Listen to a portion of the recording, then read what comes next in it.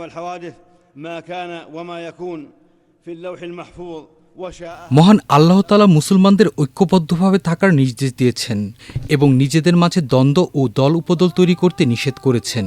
পবিত্র হজের খুতবায় ইমাম শায়েখ ডক্টর সালেহ বিন হুমায়েদ একথা জানান। বলেন, মুসলমানদের পরস্পরের মধ্যে ঐক্য ও সংহতি বজায় রাখা উচিত।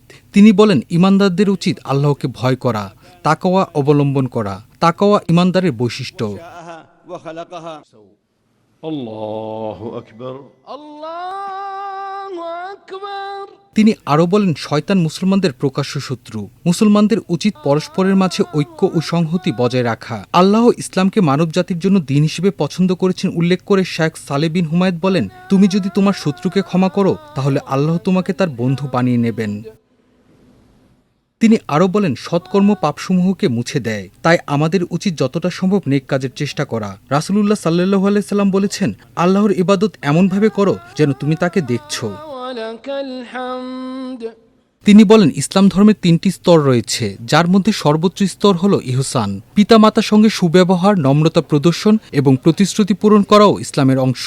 আর লজ্জাশীলতা বা হায়া হল ঈমানের একটি শাখা। ইসলামের 5 স্তম্ভের অন্যতম হল হজ, যা শারীরিক ও আর্থিকভাবে সক্ষম প্রত্যেক মুসলমানের জন্য জীবনে একবার পালন করা ফরজ। এটি কিছু নির্দিষ্ট আনুষ্ঠানিকতা ও ইবাদতের সমন্বয়ে সম্পন্ন করতে হয়।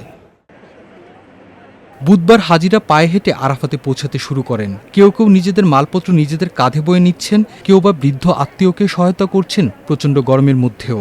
এই সময় তাপমাত্রা 40 ডিগ্রি সেলসিয়াস ছুঁয়ে যায়। অনেকেই মাঝপথে বিশ্রাম ও খাবার গ্রহণের জন্য থেমে যান। আরাফাত মক্কার দক্ষিণ পূর্বে একটি পাথুরে পাহাড়, যা ইসলামের দৃষ্টিতে অত্যন্ত তাৎপর্যপূর্ণ। বিশ্বাস করা হয় বিশ্বনবী বিদায় হজের সময় তার শেষ খুতবা দিয়েছেন এখানেই।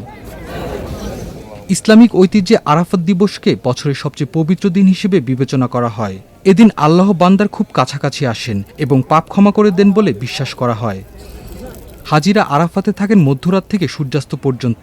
এই সময় তারা ইবাদত ও বন্দিগিতে মনোনিবেশ করেন। বৃহস্পতিবার সূর্যাস্তের পর হাজিরা পাশের ময়দান মুজদাফিলায় যান। সেখানে তারা পাথর সংগ্রহ করবেন শয়তানকে নিক্ষেপের জন্য। এ বছর সারা বিশ্ব থেকে প্রায় 14,70,000 মানুষ হজ পালনের জন্য সৌদি আরবে এসেছেন। স্থানীয় হজযাত্রী মিলে এই সংখ্যা প্রায় 20 লাখ হতে পারে বলে আশা করা হচ্ছে। এর মধ্যে বাংলাদেশির সংখ্যা 86,958 জন। মাল্টিমিডিয়া ডেস্ক, আমার দেশ।